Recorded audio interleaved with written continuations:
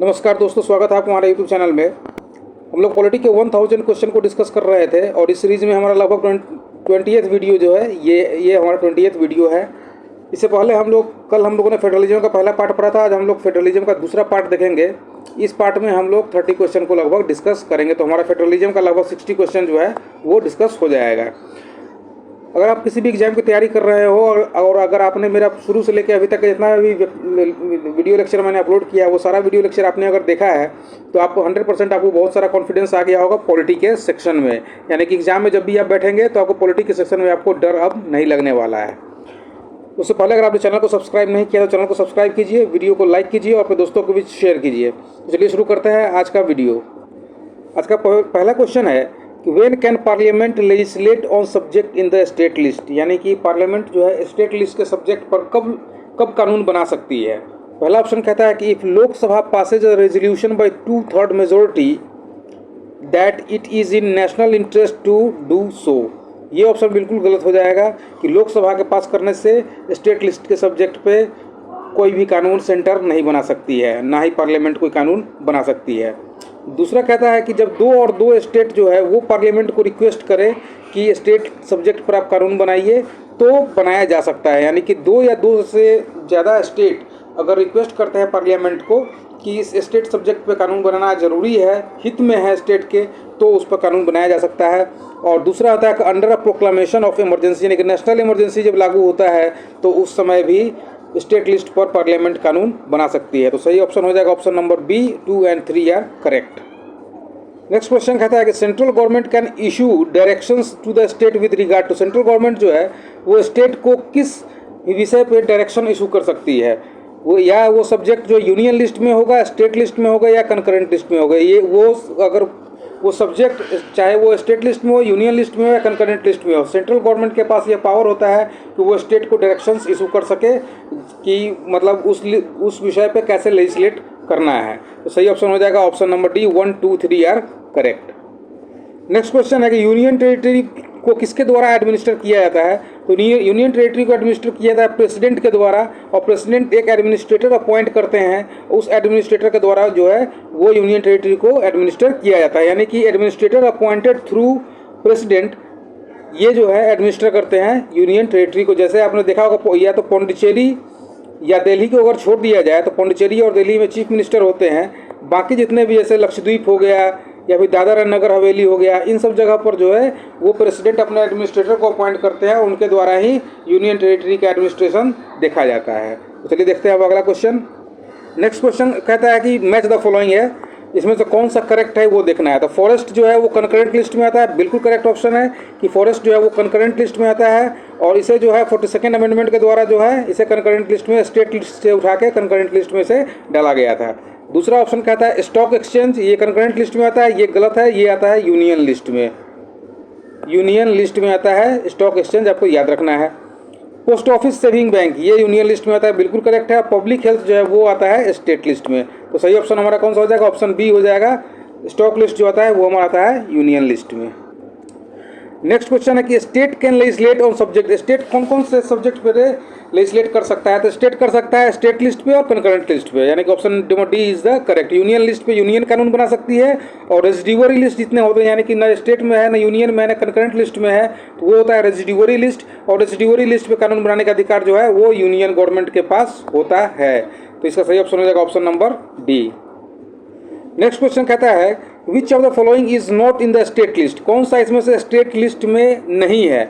Fisheries state list में है, agriculture भी स्टेट लिस्ट में है और गैम्बलिंग भी स्टेट लिस्ट में आता है। यानी कि इन तीनों पे कानून बनाने का अधिकार किसके पास होता है, स्टेट गवर्नमेंट के पास होता है। लेकिन इंश्योरेंस जो है वो आता है यूनियन लिस्ट में, तो इंश्योरेंस पे कानून बनाने का अधिकार जो है वो यूनियन गवर्नमेंट के पास होता है। सही ऑप्शन हो जाएगा ऑप्शन नंबर सी, इंश्योरेंस।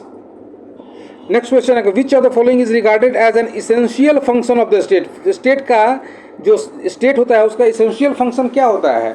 उसका होता है कि to provide defence against external attacks. देखो टू रन स्कूल्स, ये भी स्टेट का फंक्शन ही होता है, या प्रिवेंट डिजीज और रोड्स को मेंटेन करना, ये सब जो है वो स्टेट का फंक्शन होता है। स्टेट को ये सब चीज़ प्रोवाइड करना पड़ता है। लेकिन जो मेन जो होता है वो होता है कि to provide defence against external attacks, यानी कि बाहर से अगर कोई आक्रमण कर देता है हमारे देश पे तो उससे रक्षा करना जो है वो स्टेट की नैतिक जिम्मेदारी होती है। यानी कि वो नेशनल इंटरेस्ट में सबसे पहले प्रायोरिटी पे to provide defence against external attacks ही आता है। तो option B is the correct answer. Next question कहता है which of the following taxes is exclusively and totally assign to central government, यानी कि कौन सा ऐसा टैक्स है जो सिर्फ सेंट्रल और सेंट्रल गवर्नमेंट को ही आता है, उसमें स्टेट गवर्नमेंट को कुछ नहीं मिलता है। तो वो होता है taxes on railway fares and freight. State duty हो गया, सेल्स टैक्स हो गया, कॉर्पोरेशन टैक्स हो गया, ये तो सेंटर के द्वारा वसूला जाता है, लेकिन इसका जो है हिस्सा स्टेट गवर्नमेंट के पास भी जाता है। लेकिन जो रेलवे फेयर्स और फ्रेट पे जो टैक्स होता है वो पूरा का पूरा जो है सेंट्रल गवर्नमेंट के पास जाता है। तो सही ऑप्शन हो जाएगा option number D.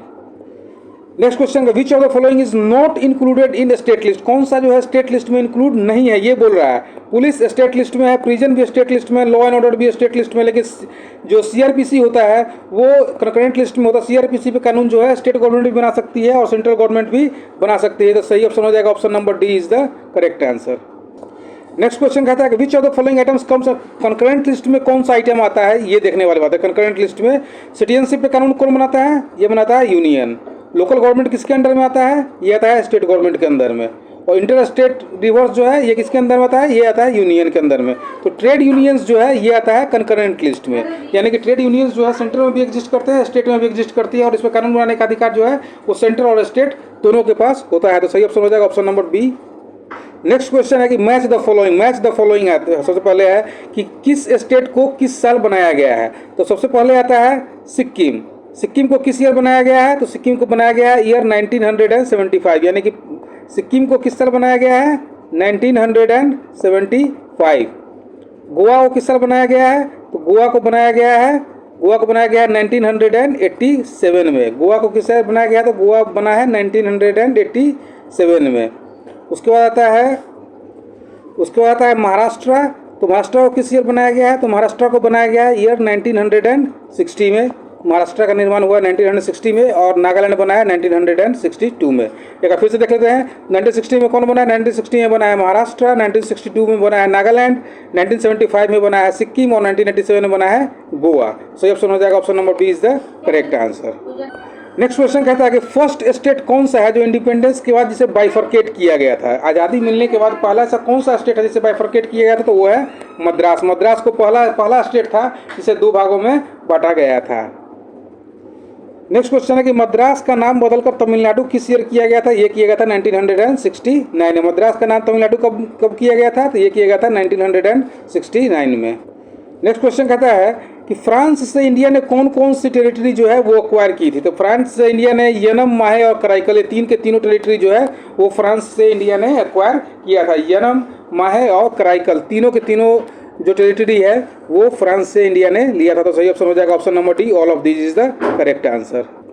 Next question है कि इनमें से ओल्ड नेम दिया गया है, ओल्ड नेम कौन सा जो है ओल्ड नेम वो गलत है। तो सबसे पहला नाम है कर्नाटका। कर्नाटका का पहला नाम क्या था, मैसूर था, बिल्कुल करेक्ट है। तमिलनाडु का नाम मद्रास था, मद्रास को दो भागों में बांटा गया था।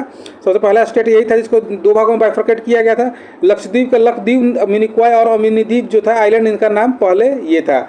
मेघालय का नाम ईस्टर्न हिल प्रोविंस जो था ये नहीं था। ये ऑप्शन नंबर ये जो है डी जो है वो गलत हो जाएगा, यानी कि ए बी सी जो है करेक्ट है। कर्नाटका का नाम मैसूर, तमिलनाडु का मद्रास और लक्षद्वीप का नाम लक्षद्वीप, मिनिकॉय और अविंदेव आइलैंड।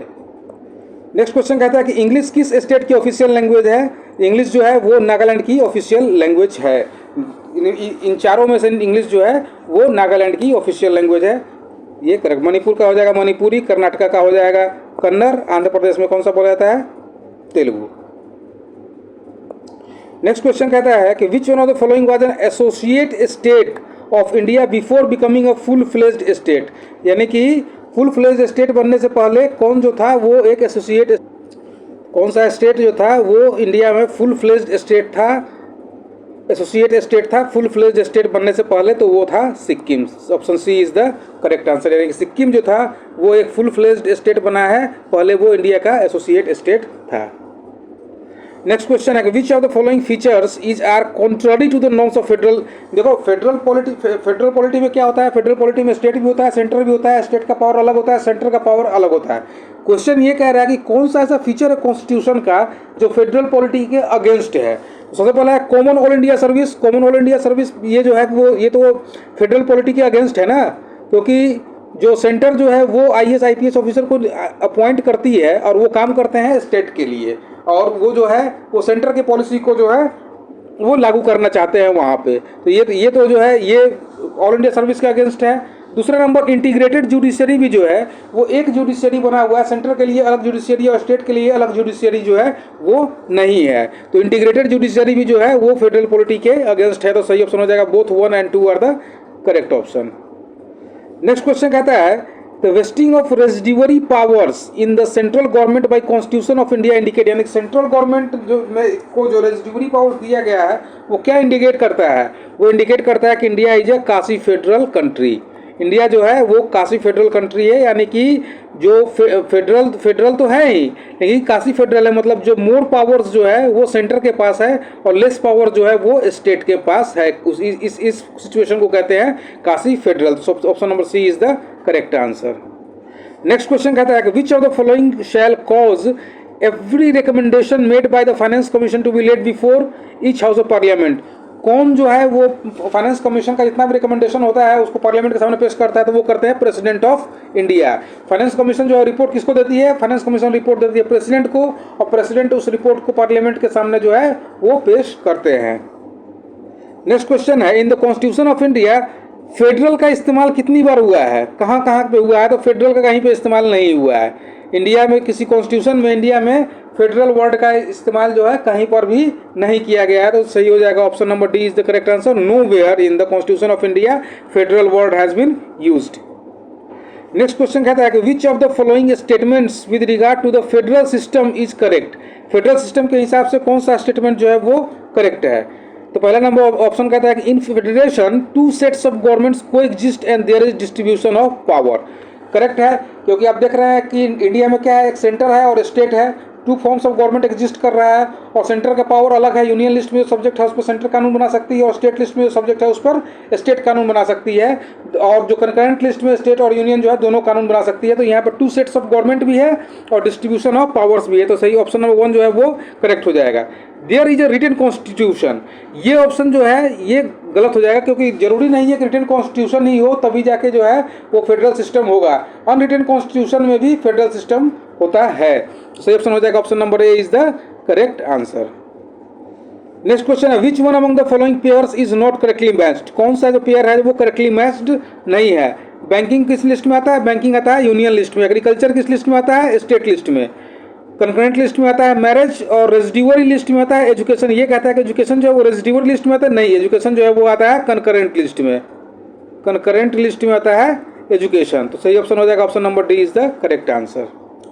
नेक्स्ट क्वेश्चन कहता है कि in which of the following cases the Supreme Court of India gave verdicts which gave direct bear central state relation को लेकर। कौन सा ऐसा केस था जो सेंट्रल स्टेट रिलेशन पर वर्डिक्ट दिया था, तो वो था S R Bommai case.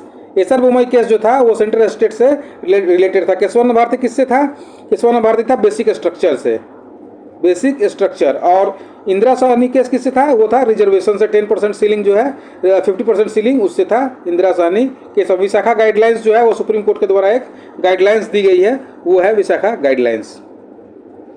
Next question कहता है कि विच one among the following pair of level of government and legislative power is not correctly match. कौन सा जो है इनमें से लेजिस्लेटिव पावर्स जो है वो करेक्टली मैच्ड नहीं है। तो सेंट्रल गवर्नमेंट जो है यूनियन लिस्ट में कानून बनाती है, बिल्कुल करेक्ट है। लोकल गवर्नमेंट जो रेजिडुअरी पावर्स है लोकल गवर्नमेंट के पास, बिल्कुल रॉन्ग आंसर है, क्योंकि रेजिडुअरी पावर्स किसके पास होता है, रेजिडुअरी पावर्स होता है लोकल सेंट्रल गवर्नमेंट के पास। तो ऑप्शन बी जो है वो इनकरेक्ट हो जाएगा। स्टेट गवर्नमेंट स्टेट लिस्ट में और सेंट्रल और स्टेट गवर्नमेंट जो है कंकरेंट लिस्ट में कानून बनाती है। तो option B is the correct answer. Next question कहता है with reference to finance commission of India which of the following statement. Finance commission के हिसाब से कौन सा स्टेटमेंट जो है वो सही है, ये कहता है। तो finance commission it encourages the inflow of foreign capital for infrastructure development. Finance commission का क्या ये काम है, फाइनेंस कमीशन का काम सिर्फ इतना है कि जितने भी जो टैक्सेज जो इंडिया में कलेक्ट होते हैं उनका बंटवारा करना सेंटर और स्टेट के बीच और स्टेट के बीच। ये ऑप्शन जो है वो गलत हो जाएगा। दूसरा, it facilitates the proper distribution of finances among the public sector undertakings, बिल्कुल गलत हो जाएगा। It ensures transparency in financial administration, ये सब सेंटर का काम है, यानी कि ये तीन के तीनों स्टेटमेंट जो है वो करेक्ट हैं, मतलब तीन के तीनों स्टेटमेंट जो है वो इनकरेक्ट है, यानी कि option D is the correct answer. Next question कहता है कि फरवरी 1987 में कौन सा स्टेट जो था वो स्टेटहुड की प्राप्ति हुई थी, तो वो था गोवा। पीछे हमने डिस्कस किया है, गोवा जो है 1987 में इसे स्टेटहुड मिला था। कहा कि बॉम्बे को महाराष्ट्र और गुजरात में किस साल बाइफर्केट किया गया था, वो किया गया था 1960 में। हमने पीछे भी देखा है कि महाराष्ट्र की स्थापना किस साल हुई थी, वो हुई थी 1960 में।